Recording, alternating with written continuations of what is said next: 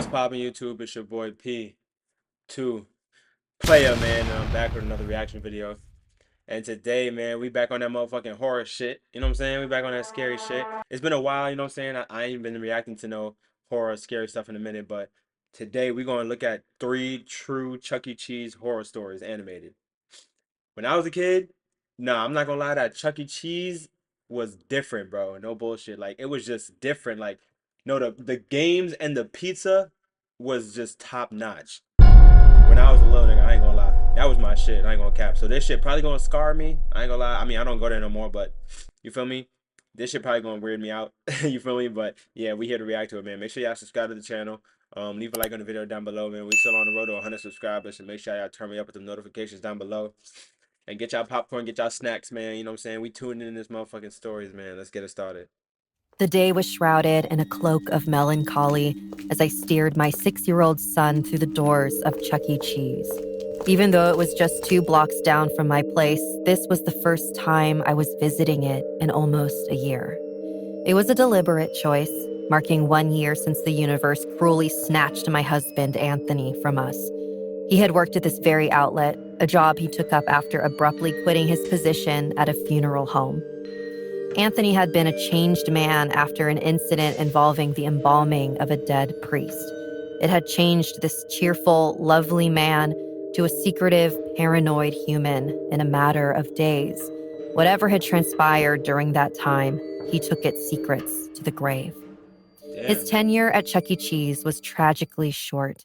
One fateful night, as he worked the late shift, a grotesque accident with a malfunctioning Chuck E. animatronic claimed his life. Now, a year later, returning to this place felt like a silent homage to him, a bridge to the brief memories my son held of his father. That's fucked The up. visit started innocuously enough, with my son's laughter echoing through the arcade. He darted from game to game, his face alight with joy, occasionally pausing to munch down slices of pizza.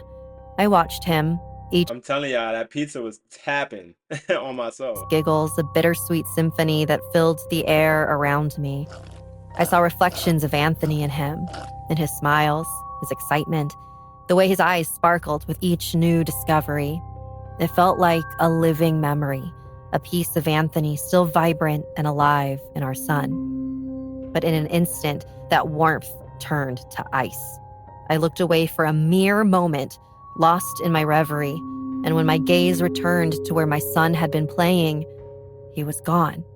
Panic clawed at my throat as I called out his name, my voice lost amidst the cacophony of games and children's shouts. Desperation drove my steps as I wove through the crowd, my eyes searching frantically for any sign of him. The Chuck E. Cheese staff, noticing my distress, quickly rallied to assist. They were kind, their faces etched with concern, but the growing fear in my heart overshadowed their reassurances. Evan, a staff member, helped me. We scoured the place, our search turning more frantic with each passing minute. The staff made repeated announcements over the PA system, and some empathetic patrons joined our search, their eyes mirroring my worry. Even the CCTV footage was scrutinized by Evan, but it offered no clues.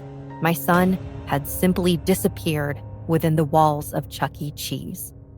As the place began to empty, the atmosphere thickened with an eerie quiet.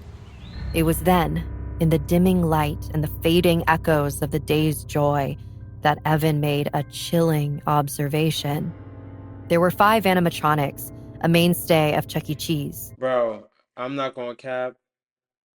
Bro, me personally, bro, animatronics have always and will always, by the time until I'm dead in the grave, bro, animatronics will always be mad creepy to me. I don't want to hear nobody. I don't give a fuck what nobody say. Oh, it's just a person in a mascot.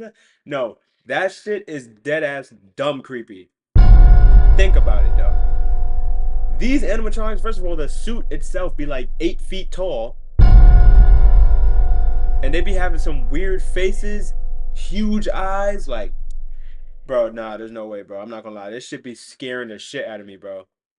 I ain't gonna lie. I'm the type of nigga, bro. I'm grown now, bro. If I go to some little kid for like my nephew or some shit, and one of them animatronics walk up on me on some, hi, buddy. if you don't get your goofy ass out my face. Fuck is wrong with you? I'm not taking no chances with none of these creepy ass. Look at this one in the skirt. Imagine this little duck, whatever that shit is, walk up on you. Man, go ahead, bro. Go the fuck ahead, fool. Observation. There were 5 animatronics, a mainstay of Chuck E. Cheese, at that outlet. But when Evan counted, he came up 1 short. One of the life-size Chucky figures was missing. Our search became more targeted, leading us behind the scenes to the staff-only areas where remnants of joy gave way to silent corridors and locked doors. And then, breaking the stillness, we heard it.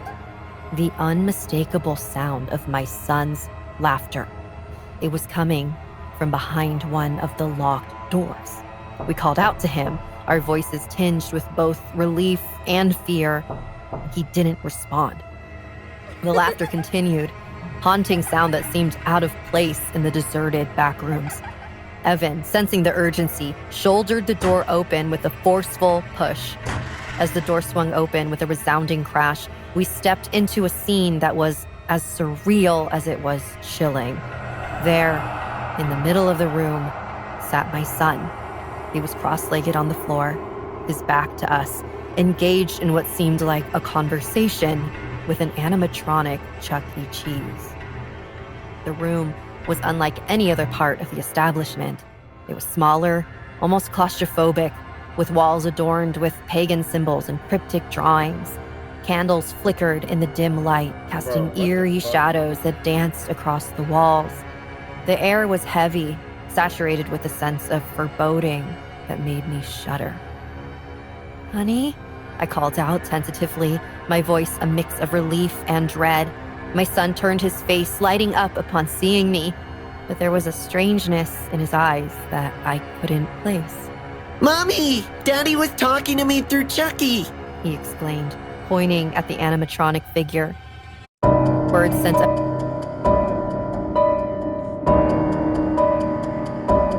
At this moment right here, no, you're talking to the dead? Daddy's gone, kiddo. He's gone. Papa is gone. And you're communicating with him right now? That's what you're telling me? Oh, then fuck both of y'all. I'm leaving. No, at that point, it's just done with. I'm not sitting here trying to save the little motherfucker. No. Nah, I'm not doing that. I ain't gonna lie. I love you. I love you, son. You know what I'm saying? But I gotta hit the road. I ain't gonna lie. Because I'm not bringing that back home with me. Even if I do get you out of this situation, I'm not bringing you back home with me. Yeah, nah. Because then after this, you the type to just stand over my bed when I'm asleep, talking about some. Yeah, nah, I'm not. Yeah, no, I'm not doing it. Cold shivered down my spine. Anthony? Speaking through an animatronic? The animatronic itself was unnervingly still, its painted eyes staring blankly ahead. It was a grotesque parody of the cheerful mascot, its presence in the macabre setting a twisted mockery. As I moved to pick up my son, the animatronic's head suddenly turned to face me. Oh, fuck Its mechanical voice, unnaturally cheerful, rang out. "Hi, Susan! You look gorgeous as ever!" I froze, my heart pounding in my chest. This was impossible, yet the familiar use of my name, the tone, it was unmistakably Anthony's, but how could that be? The animatronic, now animated with a life of its own, began to speak in Anthony's voice. It told a tale that was as heartbreaking as it was horrifying. Anthony had been haunted by the spirit of the dead priest he had embalmed, driven to set up this secret room for communing with the spirit. But the spirit had been malevolent, seeking a way to break free, leading to the tragic accident that took Anthony's life. Now, as a spirit himself, Anthony had found a way to communicate through the animatronic, waiting a year to speak to our son. The revelation was overwhelming, and I found myself drawn into a conversation with my husband's spirit. He spoke of a ritual, a way for him to come back to life. My heart ached with longing and hope. Evan protested, warning of the dangers of meddling with such forces, but I was too consumed by grief and the desire to have Anthony back. Man. But then, a chilling moment shattered the illusion. During our conversation, the animatronic, supposedly channeling Anthony, failed to recall the name of our pet dog, a detail Anthony would never forget. It was then I realized the horrifying truth.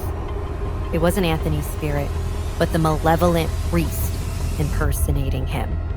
Panic set in as we realized the danger we were in. We turned to flee, but the animatronic lurched to life, chasing us with jerky, unnatural movements. Fuck no. My son clung to me, his cries piercing the tense air as we dashed through the maze-like back corridors of Chuck E. Cheese. The chase was nightmarish, the animatronic's mechanical laughter echoing through the halls as we ran. In a horrifying turn, Evan was injured, leaving me to navigate the twisting corridors with my son in tow. Soon, the evil Chucky had cornered me and my son. I swear to God, I had almost given up then. All I wanted was for my son to be Where's safe. Evan at? That's when I saw a reflection in a piece of glass. It was Anthony's spirit.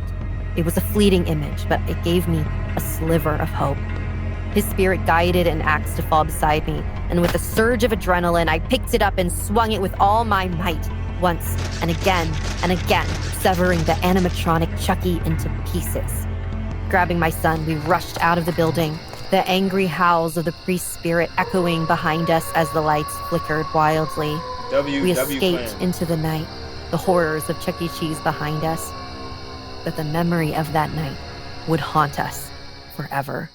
Yeah, I'm not gonna lie. You better than me. I was not bringing that back. I was 7 when it happened. My family and I were visiting Chuck E. Cheese, which was once the best pizzeria in town. It was my birthday, and my parents wanted to treat me with the best food and entertainment money could buy, within our budget, of course.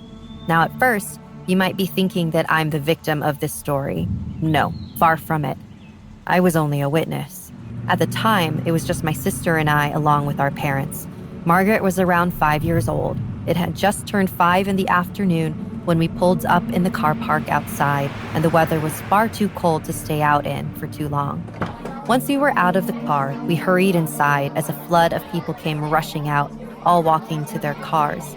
It must have been the entire restaurant that left, as the second we were inside, we realized that it was just us. The restaurant was practically empty. As my eyes scanned over the room, I was quite shocked at the state of the place. There were tipped-over tables, food splattered against the floor, and not a worker in sight to deal with any of it. Do you want to go somewhere else, Kathy? My father asked. There's gotta be at least one table still free. Could we have a look? My father smiled. Of course we can, honey.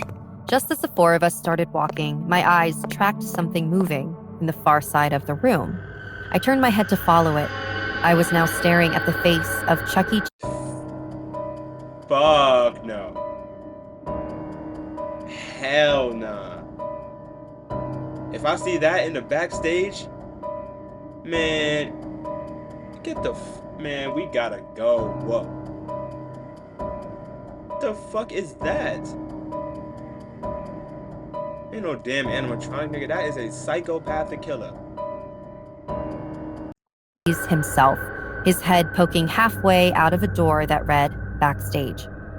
I felt my skin shiver as it began sinking further and further back into the door, closing it slowly behind him.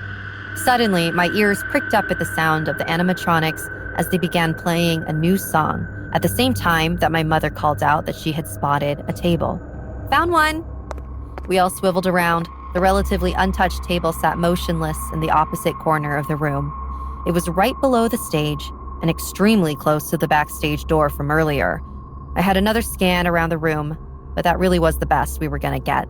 So, cutting our losses, we all went and sat down. Ah, that's right. There aren't any workers here. My father pointed out. I need the toilet, Margaret wailed. Okay, Catherine, you take Maggie to the toilet, and your mother and I'll try and find some bloody service around here. And with that, the 2 of them stood up and began prowling the area for signs of life. Why would the 2 parents go together and not up one parent, one kid, and one parent, one kid? Parents. What the fuck? I took Margaret's hand and began leading her over towards the toilet. To my surprise, the sign for the toilet was plastered right over where the backstage sign had been. Just a few meters away, I saw backstage written on an entirely separate door.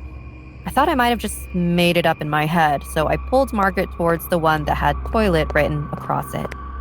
On our way, I started to notice more and more about the establishment.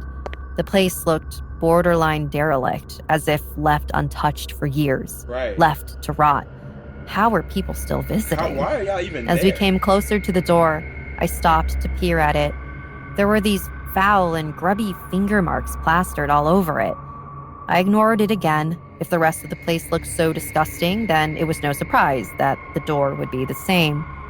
I could see Margaret needed the toilet badly. She was starting to squirm. I took a deep breath, placed my hand on the door, and in we went. Hell no. It was completely pitch black inside. As I tried to find the light switch, taking Margaret's hand behind me, I led the both of us along the wall, searching for it. We had only moved a couple of meters, but the darkness had completely enveloped the both of us, even though the door was still wide open, letting just enough light in for us to see a figure pop up from behind us. The light suddenly cut out as the door slammed shut. Someone was in there with us. I held Margaret close to me, staring at where the door was. A red light suddenly appeared. The face of Chuck E. Cheese appeared with it. It hovered for a moment, not moving, just staring. After just a few seconds, it vanished. I held Margaret even tighter as I began sprinting away in the darkness. I couldn't see where I was going, but any direction was better than the one that led to that thing. The panic blinded me. I ran straight into a wall, almost with enough force to knock myself out. For a moment, I lay on the ground, dazed and confused. Once I regained some sense, I realized that my hand had let go of Margaret's. I went into a frenzy. I threw my body around the floor, begging to find her, but to no avail. Hope was slipping until I heard a shuffling noise emerge from behind me, followed by a muffled scream. Got you. I only had one choice. I leapt up and shrieked as loud as I could. All of a sudden, a stampede of loud footsteps came charging towards the door from the outside. The room filled with light as my parents came storming in. What are you doing back here? At that moment, I realized we weren't in the bathroom at all. I was backstage. My parents' eyes soon stopped staring at me when all three of us noticed the Chuck E. Cheese mascot standing in the corner of the room, right next to the exit door. One of its hands was leaning on it. The other clutched hold of Margaret. There was a large gash on her forehead. Her eyes were closed. I turned back to face my father, but he was already charging towards it. In response, the mascot dropped Margaret and threw itself out the door. My dad lost it down the alleyway outside. After that, we called both the police and an ambulance for Margaret. The police investigated the place and found bodies scattered all over. There were a few under the stage, but the main lot were all stuffed behind boxes backstage. Margaret had been this close to joining them. Shortly after, the police shut the place down. The mascot responsible for it all was never caught. However, the police had managed to find the costume. They reported that it was filled with dried blood and bits of rotten flesh. Ew. Nobody knows what happened to the person inside. Our family never returned to a Chuck E. Cheese after that. Every costume could be hiding the murderer. It was only a matter of time. Yeah, see, bro, I don't fuck with them shits, bro. I'm telling y'all. Mussophobia. Sometimes I wonder how such a rare word, a word that hardly anyone knows, means so much in my life. Mussophobia is the irrational fear of rats. However, to tell you the truth, my fear is not irrational. There was a time when rats didn't scare me. Maybe they disgusted me a little bit, but never fear as intense and as strong as the one I feel now. Do you know what caused this phobia? A sick, disgusting, but most of all. Bro, y'all know rats? Bro, if you from New York City, you know about rats, bro. Them niggas be everywhere, especially at night when you walking down the block. Ooh-wee, at night when you walking down the block, you better be speed walking, because if you just strolling, taking your time, you guaranteed to run into a team of them. But what? What? Them rats do not play. You ever try to stomp on the ground and make the rat like move out of your path? And you be like, go, shoot. And you stomp whatever, the rat's dumb close. You trying to scare it off, and that motherfucker just. Oh my, yo, what? Yo, you never get intimidated so fast, like, bro. I try to stomp him away. I'll be like, I'll be like, get the fuck out of my way. Da da da, ba ba. I'm stomping on the floor and shit. I'm making dumb noise. The rat just looking at me like, nigga, what you want to do? I be feeling, yo, shit. Like, he finna jump me. All he gotta do is give one Ratatouille call and 10 of them coming out the garbage. And they all gonna come and swarm me. Oh my God. I can't imagine that. Oh my God. I would have to end it. I would have to end it. No, rats on me? Yeah, nah, I would have to end it. I ain't gonna lie. That shit is wild. Evil being. It all started while I was working at Chuck E. Cheese. I know, an ironic job to start being afraid of rats. The Chuck E. Cheese in my area had a reputation for being a pretty clean place, but that's only what it showed the customers. In the kitchen and basement area, the place was pretty dirty. That wasn't always the case. The place used to be clean and well kept. But that all changed when Adam, the new manager, took over. Make no mistake, the man loved Chuck E. Cheese. He was always very concerned about the place, doing everything he could to keep it running smoothly. The problem came from his personality. We would always see him in strange situations, walking with his head down, like he was hiding something. Many other times we found him spying on us.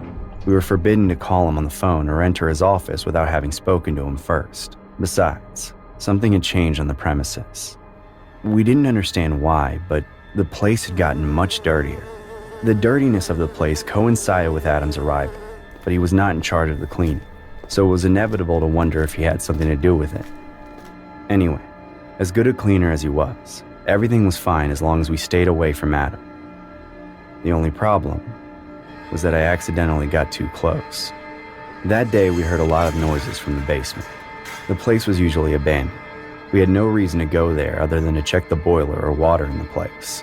My team leader told me to go see what was causing the noises, but first I had to ask. Fuck no, nigga, you go check. You're not finna send me go check out what that noise was. That's the same shit that they be doing in the damn movies. Oh, go check out what that noise was. Yo, bro, you go check out what that noise. Nigga, I'm not checking shit. I'm good right over here. I do not need to go over there. Whatever's going on over there is going on the fuck over there. It ain't got nothing to do with me. If you so concerned, you go check. But I ain't about to be the dead motherfucker walking over there. It's suicide. I'm not going over there. Manager for authorization. Adam's door was locked, so we thought he was locked in as usual. And we knew we shouldn't disturb him at that point. At that point, I decided that I was going to act without the manager's authorization. There was no way I was going. Oh, never mind. It was your decision to do it. Oh yeah, you deserve whatever's coming to you, brother. I ain't gonna lie. You're dumb as shit. Oh my God. Trouble, since even a cook like me should have a minimum of autonomy to work. So I simply went down the locked basement that was located in the warehouse. I must admit that once inside, the place looked darker and more imposing. It was as if you took a haunted room out of a horror movie and put it in part of a Chuck E. Cheese. With the darkness rolling around me and the strange feeling that I was making a horrendous mistake, I took my first steps into the basement, and that's when I saw it. At the end of the room, I could see a dark silhouette moving, and it was the cause of the noises. You see, normally, in a situation like this, the obvious decision would be to call security, right? Well, not in my case. There was something else that caught my attention about the silhouette. I could see he had the manager's jacket on. How had he gotten Adam's clothes? Had he stolen it? I approached the man to confirm my suspicions. Was this Adam? What was he doing here? And why was he staring so obsessively at a drawer? Any other person would have noticed my presence, but not him. He was staring at that drawer so obsessively that he didn't seem to notice anything around him. Once I got some distance behind him, I could confirm that it was him. But it was like he was in a trance. Hey, boss, are you okay? As soon as I touched his back, the man was startled and dropped the box, which fell to the ground. And do you know what was in that box? Rats. The box was full of rats. Oh, Dozens fuck and no. dozens of rats covered the entire basement of Chuck E. Cheese. They were desperate, running from one side to the other, escaping or looking for food. All the rats started running desperately all over my body, while Adam seemed to go into a state of panic and go completely crazy. No! My rats! Come here! Boss? You! This is your fault! You caused this! Boss, I'm sorry. It was an accident. You won't get out of here alive, you know. I always wanted to get my hands on you. On that round little face. I always wanted to smash it! I tried to reason with Adam, but it was impossible. Nigga, get out of the At room. that point, he was totally out of it. Suddenly, I heard a scream coming from the stairs. It was a coworker. Oh God, what happened? Did you find a rat's nest?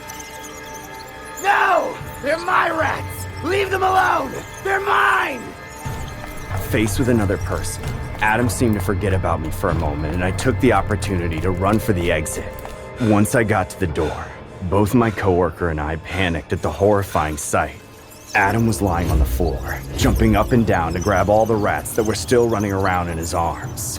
The terrified and hungry rats were biting him in self-defense, but he didn't care. He just kept grabbing them. At our perplexed look, he raised his head and looked at us once again. What are you doing here? Leave us alone!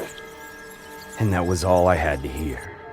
I closed the door from the outside and locked it when my coworker called security. Soon after, an ambulance came and took Adam away. Rumors spread fast around here, and we soon learned the truth. Adam suffered from a strange paraphilia that made him obsessed with rats. He was the one who brought the filth into the place, bringing and releasing rats to make nests in the Chuck E. Cheese, then putting them in his box and collecting them. That's disgusting. Obviously, Adam never went back to work at Chuck E. Cheese. And if the rumors are true, he never went back anywhere, as he began receiving medical help in an insane asylum that day. As for me, Damn. I could never see another rat in my life. I had to give up Chuck E. Cheese, because every time I saw the rat animation, it scared me.